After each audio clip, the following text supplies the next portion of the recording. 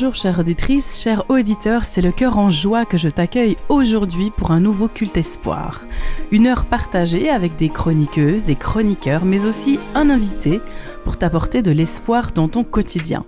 On s'efforce de te partager des éclairages bibliques, des pistes pour concrètement activer dans ton quotidien la parole de Dieu. Aujourd'hui, j'ai le plaisir d'accueillir dans ce studio nos deux chroniqueurs du jour, Marilyn, Stéphane, bonjour. Bonjour. Vous allez bien ? Très bien, oui. en forme. Bon, en forme, super, c'est ce qu'il faut. Nous accueillons aussi notre invité du jour, Andrzej Ostrowski. Bonjour à toi. Bonjour. Bienvenue. Merci beaucoup, c'est un plaisir d'être là. Merci. Écoute, je te connais pas beaucoup, j'aimerais bien que tu puisses te présenter pour nos auditeurs aussi. Avec plaisir, comme c'était déjà dit, je m'appelle Andrzej Ostrowski. Et en fait, je suis d'origine biélorusse. Il y a quelques années que j'habite ici en Suisse. Donc, je pense que vous percevez, vous verrez mon accent, peut-être quelques erreurs. Mais malgré ça, je suis très content d'être là avec vous. C'est un plaisir de vous connaître et aussi de partager avec vous et avec les auditeurs. Merci beaucoup. Alors, de quoi vas-tu nous parler aujourd'hui, Andrzej ? Bon, aujourd'hui, je voudrais partager avec vous une histoire qui se trouve dans le 1 Samuel chapitre 7. Et on va parler de nos ennemis. Sacré sujet. Je pense qu'on a tous été face dans notre quotidien à des ennemis, hein, quels qu'ils soient. Ça vous parle ? Oui. Oui, aussi. Hein. Alors merci, on se réjouit de ce temps de partage biblique que tu vas nous apporter dans quelques instants. Je vais tout de suite laisser la parole à Marilyn pour la première chronique de notre culte espoir, Dieu dans ma semaine.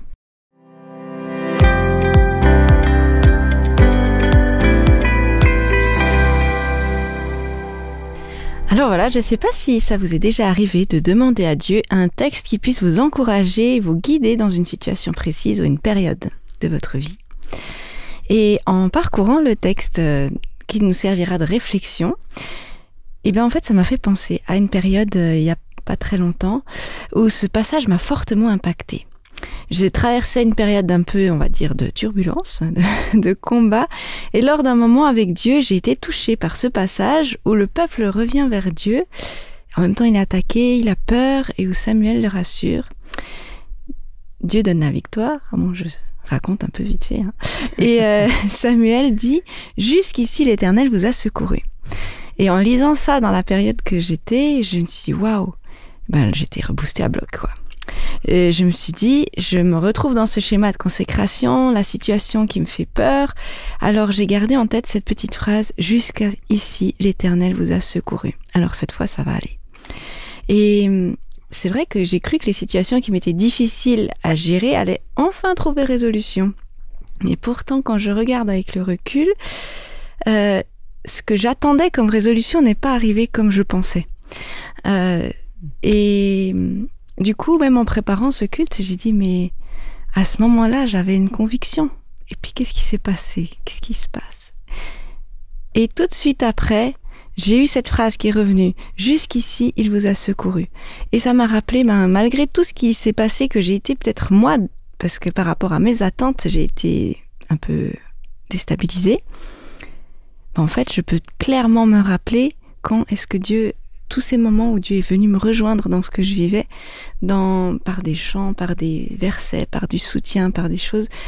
Et j'ai bien vu le secours de Dieu tout au long de ce trajet.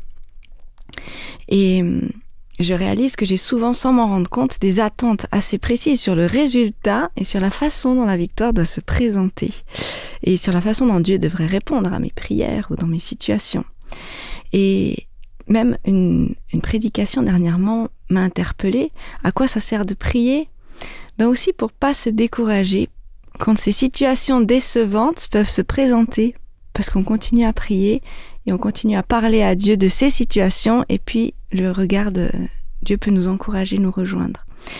Alors, en tout cas, moi je sais pas, mais quand je prépare ces cultes, souvent Dieu profite pour faire un petit lifting. Et puis voilà, ça a fait pareil. Et en partageant cette semaine avec une amie, eh bien, j'ai aussi réalisé que ces situations où on est un peu déçu, des fois ça laisse une petite trace dans notre cœur. Et Dieu a besoin en tout cas, c'était une occasion dans laquelle Dieu a permis de me dire, dans cet endroit où tu as été déçu, n'oublie pas de faire revivre la vie, que Dieu puisse revenir remettre la confiance là où c'était un peu difficile. Alors voilà, jusqu'ici, l'Éternel m'a secouru. J'arrête de me plaindre et je le remercie pour tout ce que j'ai pu voir de lui, découvrir de lui, apprendre à travers cette situation. Je sais que lui, il sait où je vais, il sait où je suis et qu'il n'est pas dépassé.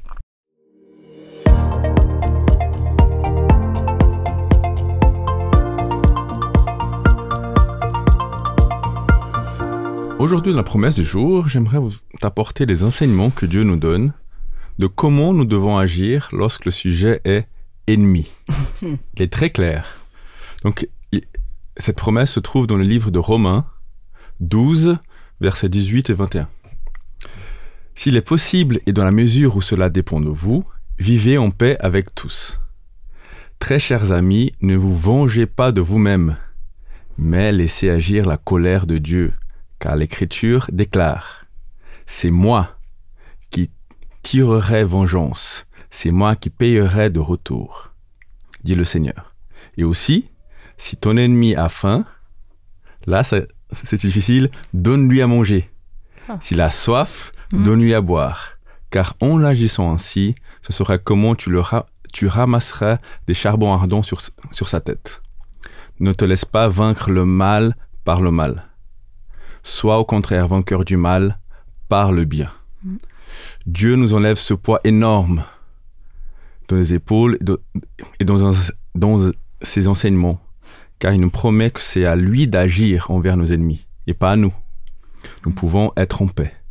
Il nous demande seulement d'aider notre prochain, même si ce dernier est notre ennemi.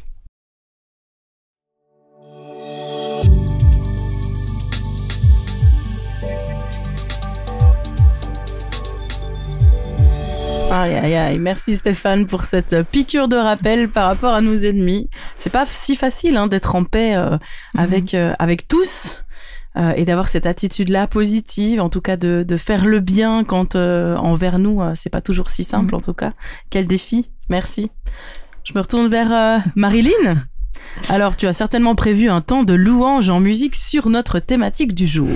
Ben oui, c'était un petit peu dans ce thème. Eh bien, je voudrais commencer par un chant qui va nous inviter à nous positionner, parce que avant d'être face à nos ennemis, en tant que chrétien, on a envie d'être positionné devant Dieu et pas positionné face à un juge, mais parce que l'autorité de Dieu dans notre vie est plus grande que l'autorité que pourraient revendiquer nos ennemis sur nous, sur nos vies. Il domine les nations, il est plus grand que les plus grands. Et alors c'est avec ce chant, « Ô Dieu, tu es grand », à travers ce chant qu'on puisse se rappeler combien notre Dieu il est bien plus grand.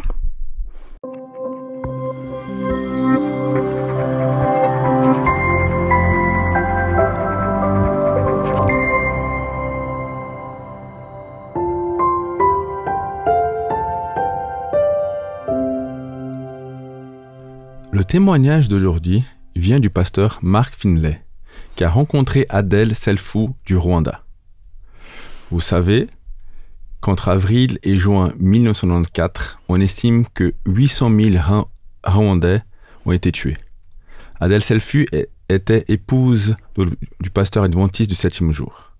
Un jour, la congrégation a entendu à la radio l'ordre de couper les grands arbres et a immédiatement compris que la milice Hutu s'était mobilisée et arrivait dans leur village.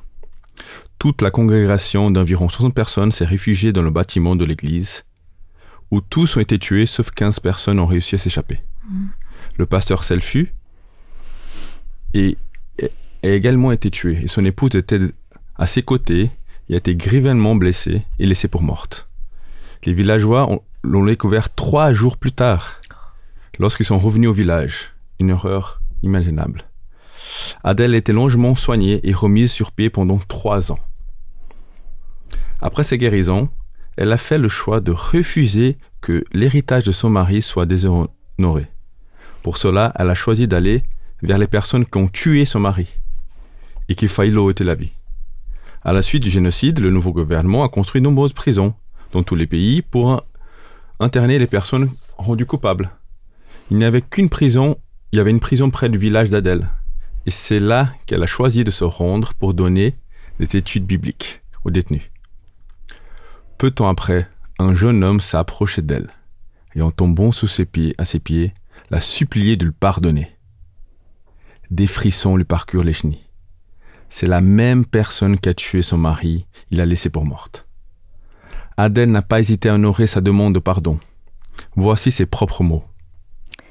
Pasteur Marc, un jour, un jeune homme nommé Louis est tombé à mes pieds. Il pleurait et embrassait mes pieds. Et quand j'ai regardé son visage, j'ai vu qu'il était le jeune homme qui s'était précipité avec la machette et avait tué mon mari. C'était le jeune homme qui m'avait fait cette cicatrice sur la tête. Il a levé les yeux vers moi et m'a dit « Adèle, veux-tu me pardonner ?» Alors je l'ai tiré vers le haut, je l'ai embrassé et je lui ai dit « Au nom de Jésus, je te pardonne. » Et elle a poursuivi. « Pasteur Marc, mon cœur s'emballait et je savais que le Christ m'avait pardonné et que je pouvais pardonner à ce meurtrier. J'ai commencé à étudier la Bible avec des prisonniers et Louis est venu à mes études bibliques. Il a pris la décision de suivre Jésus et de se faire baptiser. Mais il a dit « Avant d'être baptisé, je veux me présenter publiquement devant la prison et te demander pardon. » Le jour de son baptême, il s'est tenu aux côtés d'Adèle et a dit « Adèle, j'ai brutalement assassiné ton mari. J'ai mis une cicatrice de machette sur ta tête. Me pardonneras-tu » Et elle a répondu « Avant ces prisonniers et avant que tu ne sois baptisé, je lui avais pardonné. Mon fils a très mal supporté la mort de son père. » Et Louis lui a dit « Je veux parler à votre fils. » Et mon fils est allé dans la cellule. Et Louis lui a dit « Je veux que tu me pardonnes. » Et Louis est devenu un prisonnier modèle. Adèle a continué à s'occuper de ce jeune homme. Devenu le prisonnier modèle, il est amnistié pour de bonne conduite. Mais l'amnistie a apporté un problème dans notre genre. Le jeune homme était orphelin, ayant perdu toute sa famille pendant le génocide. Ayant nulle part à aller, qu'est-ce qu'Adèle a fait? Adèle a passé vraiment la vitesse supérieure et a adopté Louis comme son propre fils. Ah bon? Et après avoir raconté son histoire de pasteur Finlay, elle lui propose de lui présenter son fils, Louis. Le pasteur Finlay a admis qu'il était inquiet. Au début, ne sachant pas quoi faire, s'attendre. Lors de la présentation, il n'a pas pu discerner le meurtrier. Devant lui se tenait un jeune homme au caractère admirable, un pécheur pardonné. Elle avait tous les droits d'haïr cet homme. Elle avait tous les droits de vraiment essayer de se venger. Vraiment, c'était son ennemi. Mais elle a fait différemment. Ouais. Elle a choisi de faire partie d'un camp, celui de l'armée de Dieu qui se bat autrement, selon les enseignements de Jésus, avec une puissance hors du commun pour des résultats remplis d'espoir et de vie.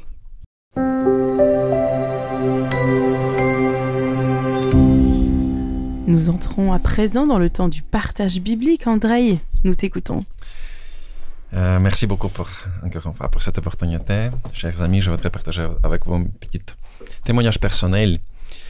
Parce que chaque fois que j'étais en train de lire dans la Bible l'histoire des ennemis, ça ne parlait pas à moi. Quand on lit, par exemple, au psaume, quand David il dit qu'il attend la vengeance du Seigneur, qu'il faut battre les ennemis, tout ça. Ok, voilà, je lisais, je dis c'était une belle expérience pour David, voilà, dans son époque, il a eu de vrais ennemis, donc à qui il a dû battre, donc voilà, pour son époque, c'était bien. Mais ça ne parlait pas trop à moi, en fait. Et j'étais un jeune étudiant à l'université et je n'ai pas eu beaucoup d'ennemis. Il y avait des gens qui me traitaient pas bien ou comment j'attendais, tout ça. Et voilà, quand j'ai lu qu'il faut donner la vengeance au Seigneur, je toujours me disais, ok, donc ça va, Seigneur, c'est pas à moi de s'évangéliser. Mon attitude va être, c'est de traiter bien ces gens, d'aimer ces gens, de toujours être avec eux. Donc en fait, l'histoire des ennemis externes de moi, c'était quelque chose que je comprenais. J'ai peut-être eu quelques gens qui me gênaient, mais ce n'était pas en fait trop de messages pour moi dans l'époque et tout ça.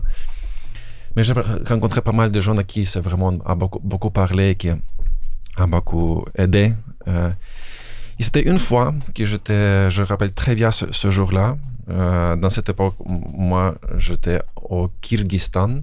C'est un pays en Asie centrale. Donc, j'étais un jour en train d'étudier la Bible.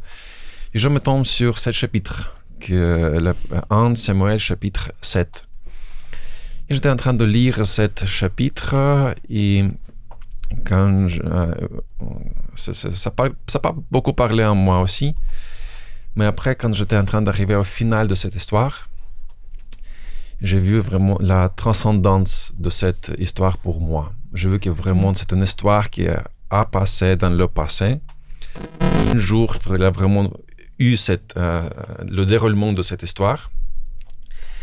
Mais j'ai vraiment ressenti que Dieu est en train de parler à moi. Et je voudrais partager avec vous comment c'était. C'était vraiment une expérience très forte pour moi. Parce que dans cette histoire, on rencontre un prophète. C'est un prophète qui s'appelle Samuel. Et Samuel était en train de servir aux personnes de l'époque. Il était le juge, il était le prophète, il était le sacerdoce de l'époque. Il était vraiment quelqu'un de très, très important, très apprécié. Il était vraiment un serviteur exemplaire. Et on voit comme le résultat de son ministère pendant 20 ans, on voit que dans la société où il était en train de servir, il a un réveil spirituel. Mais vraiment un réveil spirituel. Et on lit ici que, dans le verset 2, que les Israélites désirent se rapprocher du Seigneur. Donc, comme le résultat de son ministère, il a tout le monde dans les autres versions, il dit qu'il pleurait, il voulait vraiment avec tout son cœur de se rapprocher le Seigneur.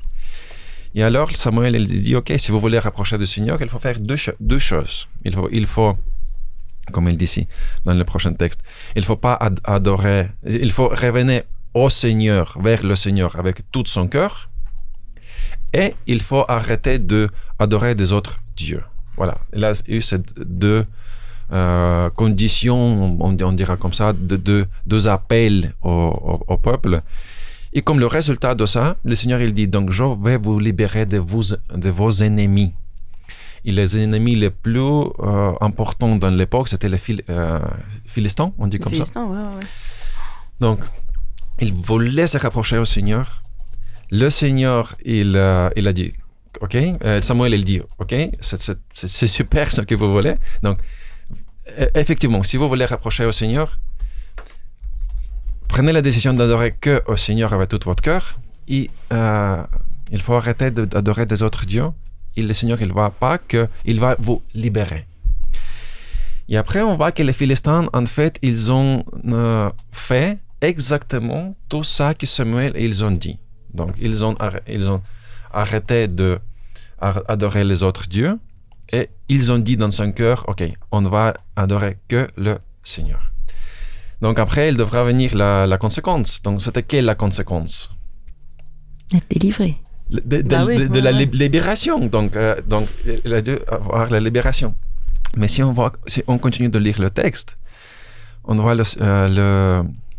ici que dans ce moment-là, les Philistins, ils se rendent compte que tous les Israélites, ils se trouvent dans un endroit spécifique et les Philistins, ils disent, OK, super, donc ce qu'il faut faire maintenant, il faut y aller, les attaquer et détruire.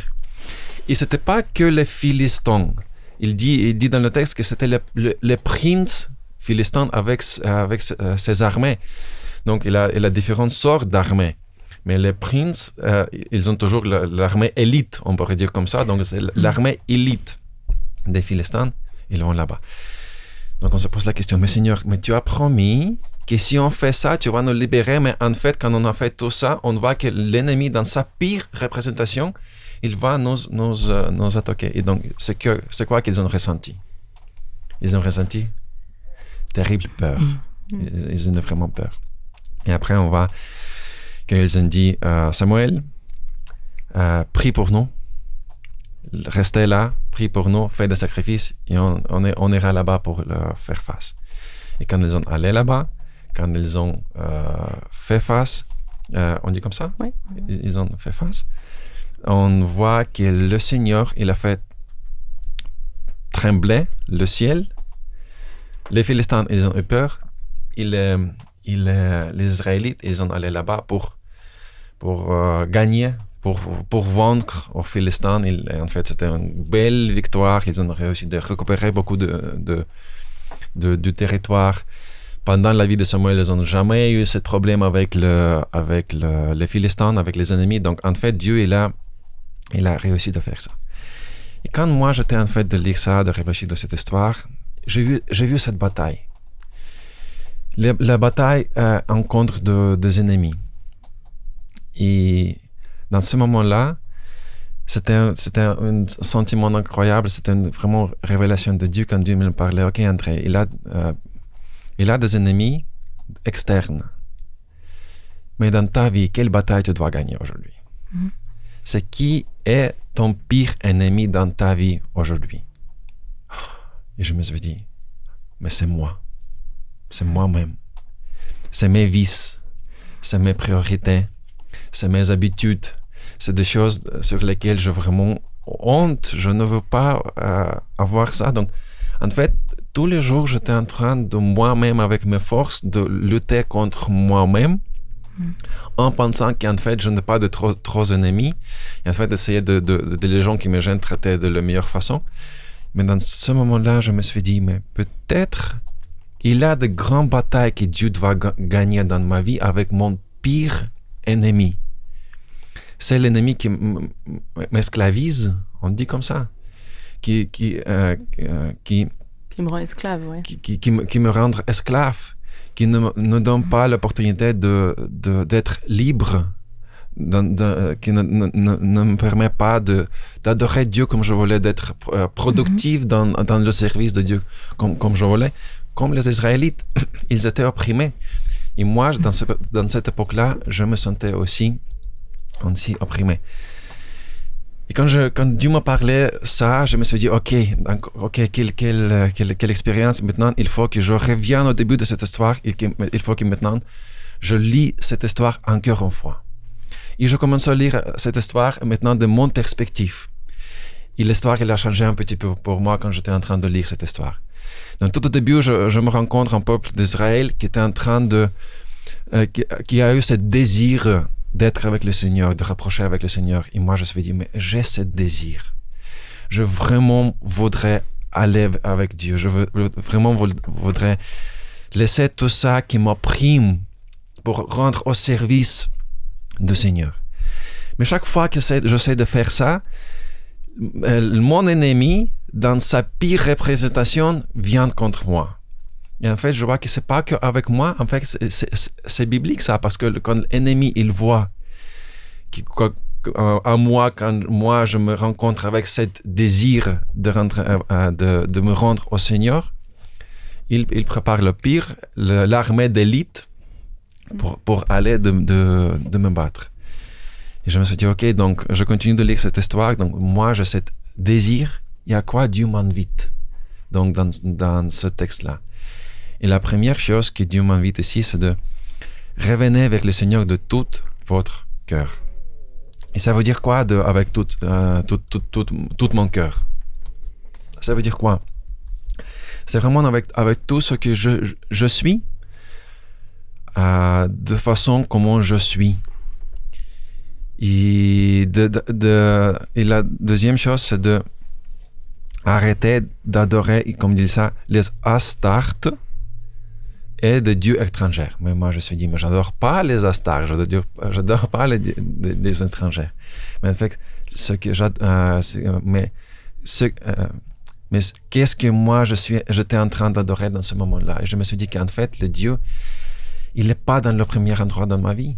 Et peut-être il a des autres choses, des bonnes choses, peut-être pas des astartes ou des autres dieux étrangers, mais il a des autres choses dans ma vie qui occupent l'endroit de Dieu. Donc il faut vraiment mettre Dieu dans sa place, dans la première place, et de prendre la décision de servir à lui et que à lui. Bon, et après on voit toute cette histoire, quand ils ont pris cette décision, il a eu cette rencontre avec les Israélites, mais il y a quelque chose que je voudrais aussi attirer notre attention, que c'était en fait les Israélites qui sont partis pour faire la bataille. Mais avant de partir à la bataille, ils ont fait quelque chose. Ils sont allés au Samuel et ils ont dit, Samuel, s'il te plaît, prie pour nous, intercède pour nous et fais les sacrifices pour nous. Et moi, je me suis dit, peut-être ça, il faut que je fasse comme ça. Peut-être que je connais pas quelqu'un qui s'appelle Samuel, mais je connais des autres amis qui connaissent Dieu. Peut-être c'est mon pasteur, peut-être c'est mon père, peut-être c'est ma mère. Mais la bataille, il faut pas que j'en vais de l'autre que moi-même. Il faut que je partage ça avec quelqu'un qui peut faire les prières pour moi, qui puisse faire cette intercession pour moi, qui puisse me soutenir dans tout ça. Et quand moi, irai pour faire face, et quand il y a quelqu'un qui prie pour moi, qui me soutient, il y a une armée de Dieu qui vient pour me soutenir et pour vaincre cette bataille. Donc, je ne sais pas comment vous êtes en train de vivre aujourd'hui. Je sais pas ce que tu es en train de sentir dans ce moment-là. Et peut-être tu te rends compte dans une situation quand tu as un ennemi externe, quand tu as quelqu'un qui gêne ta vie, quand il y a quelqu'un à qui c'est difficile de pardonner. Donc, il y a aussi ce principe qu'on voit ici, qu'il s'adopte aussi. Quand on a ce ressentiment, Dieu nous invite qu'on puisse partager ça aussi avec quelqu'un. Il commence à prier moi, prier avec mon ennemi, et aux autres aussi de prier pour mon ennemi, et d'y aller, de faire face à cet ennemi. Ou peut-être on vit un ennemi interne. Donc Dieu, il nous invite de s'unir, de commencer à prier et de faire face. C'est lui, et c'est qu'à force de lui qu'on pourra vaincre nos ennemis externes et aussi les internes.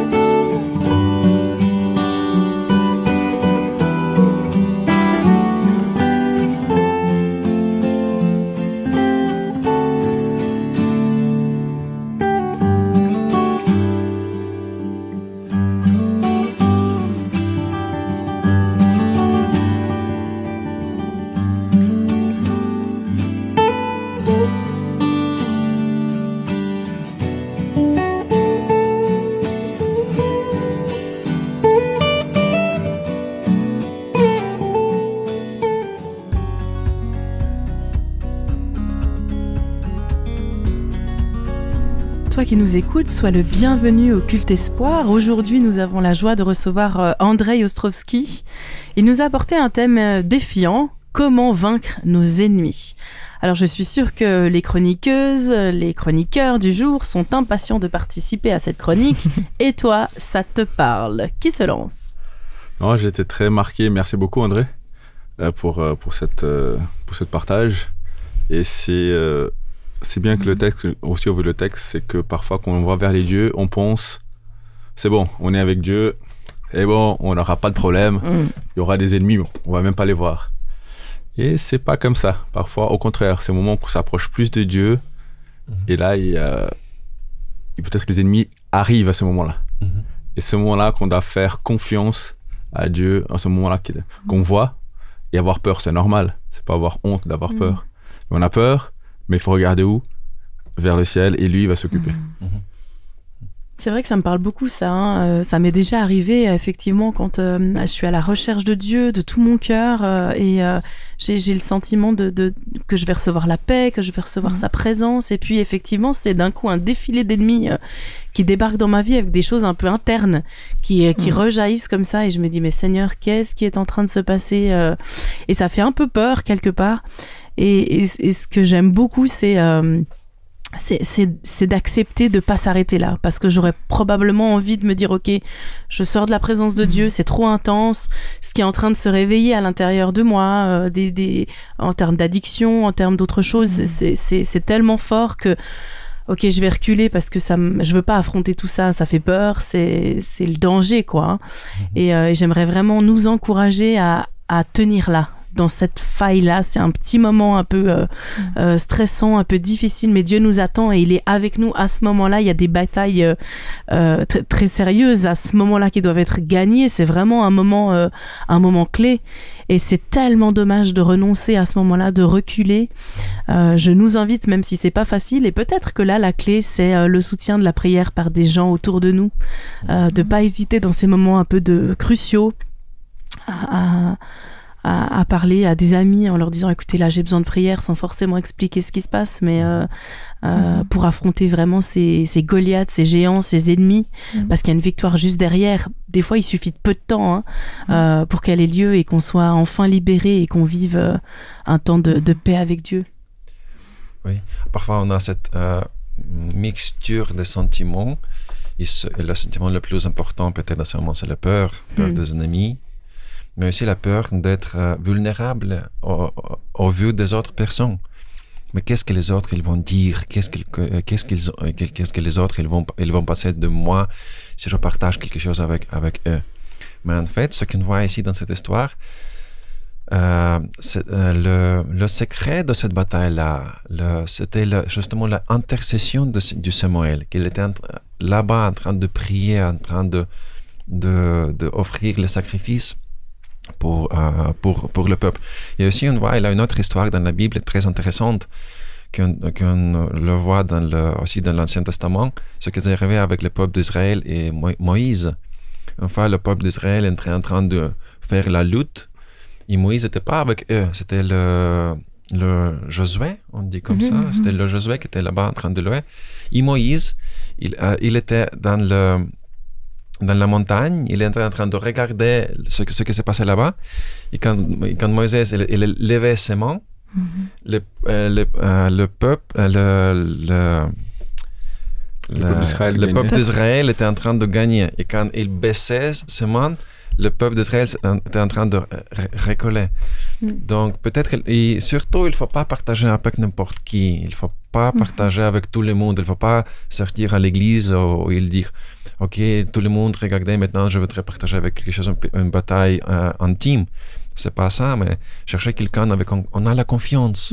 Quelqu'un qui on sait qui m'aime, qui va me comprendre, qui va prier pour moi, qui va me soutenir dans les moments difficiles. Et si tu n'as pas cette personne-là, il faut commencer à prier à Dieu de montrer quelqu'un à qui je peux partager ça, qui peut-être pourra s'identifier, parce que s'il y a quelqu'un qui a la même bataille, peut-être il pourra donner un courage différent, il pourra m'encourager un peu plus. Oui, en tout cas, c'est vraiment très, très intéressant, et comme on pouvait partager, on voit nos ennemis, c'est pas forcément, enfin des fois je me retrouve en tout cas dans ce que tu dis, que les ennemis sont pas forcément à l'extérieur, et nos pires ennemis peuvent être nos schémas de pensée, des trucs, des cercles dans lesquels on retombe tout le temps. Et les victoires prennent du temps, mais peut être rapide, et peut-être que justement ça fait partie d'une réflexion que j'avais suite à notre Dieu dans la semaine. Peut-être que pour avoir la vraie victoire, ça prend un peu plus de temps pour aller vraiment au fond des combats qui sont à mener. Et ouais. Et un point le plus que je trouve aussi très important, c'est le fait d'aller vers Dieu. Dieu est là, il fait qu'attendre qu'on aille. Donc parfois, peut-être on a honte d'aller vers Dieu, parce on se sent pas bien, c'est pas ça, on se dit vaincu. Et Dieu dit viens. Et ça que le peuple d'Israël a fait. On va vers toi, on va vers Dieu. Il faut faire la première étape. La première étape pour vaincre, il faut aller vers Dieu. C'est pas tout de suite qu'on va vaincre, peut-être ça va durer longtemps, 1, 2 semaines, 1 an, 2 ans, tout dépend. Mais ce qui est important, c'est la fin. Et la fin, c'est la victoire avec Dieu. Et c'est avec Dieu, parfois c'est facile, parfois, comme on a vu le témoignage, on peut perdre la famille. Mais avec Dieu, même qu'on aura des problèmes, on aura la paix. Et c'est ça qui est très intéressant. Ils ont pu vaincre le peuple d'Israël et aussi on peut vaincre aujourd'hui. Amen. Et ça vaut la peine. Et ça vaut la peine d'y aller, ça vaut la peine d'aller vers Dieu, ça vaut la peine de faire face à cet ennemi. Parce que moi quand j'imagine à ce jeune, à le peuple d'Israël, quand ils ont réussi de vaincre aux Philistins, j'imagine la paix, j'imagine la joie, j'imagine cette liberté de vivre. Ils ont pu reprendre les forces. Et moi, j'ai besoin de ça. Et j'imagine qu'il y a beaucoup de personnes qui nous attendent aujourd'hui, que nous aussi, on a besoin de nouvelles joies dans ma vie. On a besoin de ressentir cette liberté, de ressentir de nouveaux défis dans sa vie. Et la façon de le rencontrer, c'est de passer pour ce chemin. Peut-être c'est pas facile, dans quelques époques ça donne de peur, mais ça vaut la peine. Amen. Merci beaucoup.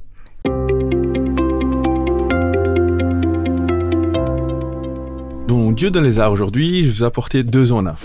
D'accord? C'est une histoire qui était décrite dans un livre et ensuite été adaptée dans un film. Super.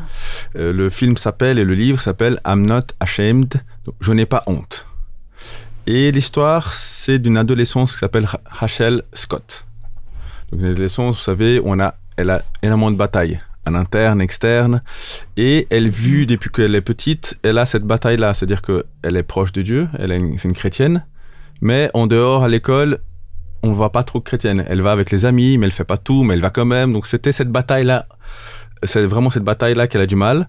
Et un jour, elle va vers elle passe en vacances avec ses cousins, aussi vraiment chrétiens, et là, elle se donne vraiment à Dieu.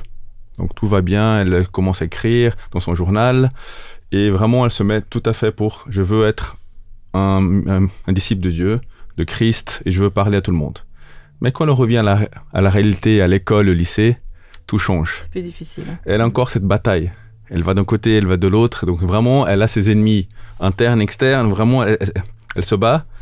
Et un jour, elle décide, vraiment, comme tu as dit, de faire le premier pas, dire « je veux être ». Vraiment le réveil spirituel. Elle a ce réveil spirituel-là, j'ai dit « je veux faire la différence ». Elle va à l'école, au lycée, comment ça se passe, les gens se parlent mal, pas mal d'activités, elle dit « je veux montrer aux gens que je suis chrétien, je suis un disciple de Dieu ». Et c'est là, elle va rester fidèle. Elle reste fidèle, elle montre l'exemple. Elle va montrer l'exemple de plusieurs façons, même quand il y a ses amis qui le trahissent, elle le pardonne. Donc c'est vraiment magnifique, et tout ça, elle aide les autres à arriver à Dieu. Vraiment, en public, elle est fidèle. Mais il n'y a pas tout qui se passe après. Il y a quelque chose en plus qui se passe dans ce film et dans le livre. Et si je vous pose la question, c'est est-ce que vous savez qu'est-ce qui s'est passé le 20 avril 1999 au lycée de Columbine dans le Colorado, aux États-Unis? Le mot Columbine, est-ce que ça rappelle quelque chose? Non, mais les États-Unis, il y a eu peut-être une... Voilà, c'était la fusillade, la première, la plus grande fusillade qu'il y a eu. On tue 12 élèves, un professeur, et blessé 23 autres. Et malheureusement, Rachel fut la première victime. Mais elle fut tuée, encore une raison plus, parce qu'elle était chrétienne, elle a donné sa foi en Dieu. C'est exprès. Et comment on peut trouver toute cette histoire-là? C'est parce qu'elle a écrit un journal de tous ses pensées, tous ses conflits, tous ces défis qu'elle a pu réussir dans la vie.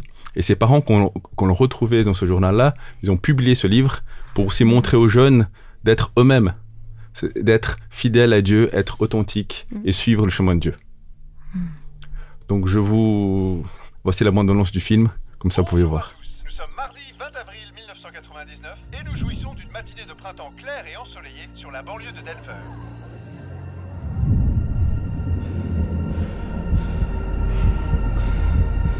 C'est une blague, j'espère. Allez.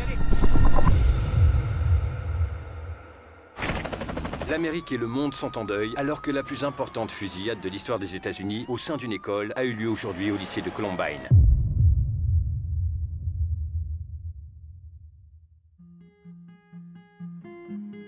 J'ai toujours été attirée par les mains.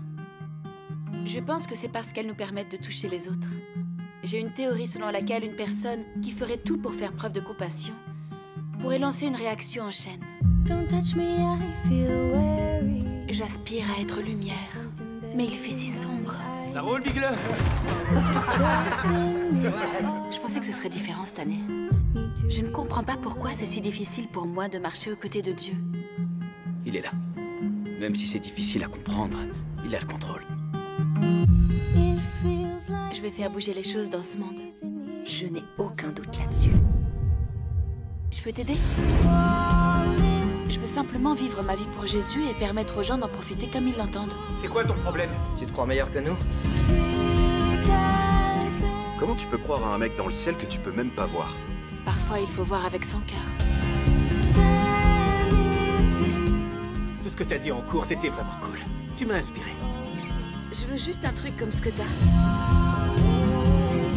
La compassion est la plus grande force d'amour que les hommes ont à offrir. Salut, moi c'est Rachel. Demain n'est pas une promesse. T'es prêt? Ouais. Y a pas de réponse facile. Mais je crois que Dieu ne gâche jamais rien. Jésus a donné sa vie pour moi. Et je donnerai la mienne pour lui.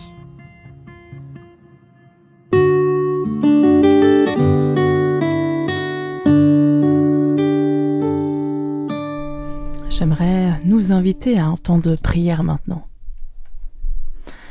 Seigneur, nous voulons te dire merci pour ce partage biblique qui est rassurant. Oui, nous pouvons avoir des ennemis, mais tu es un Dieu qui est là, qui nous soutient, qui a déjà la réponse à ces épreuves et qui tient la victoire.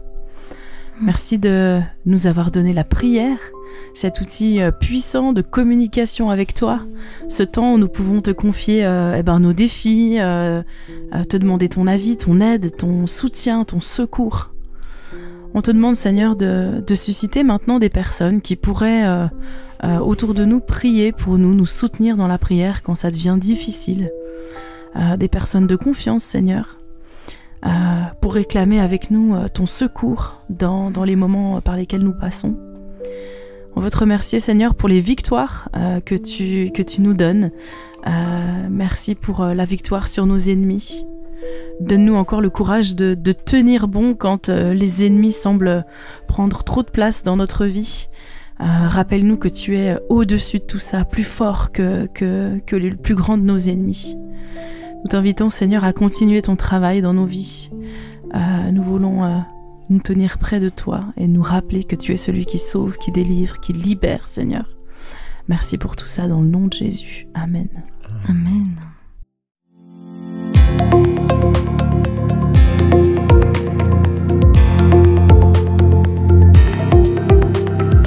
Alors, nous voici arrivés à cette chronique Action. Après ce beau partage et ces réflexions, eh bien, qu'est-ce qu'on va faire?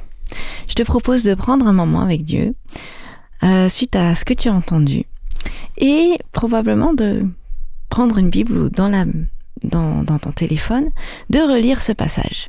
C'est dans 1 Samuel, dans l'Ancien Testament, le premier livre de Samuel, au chapitre 7. C'est le début du chapitre. Comme ça, tu peux relire cette histoire.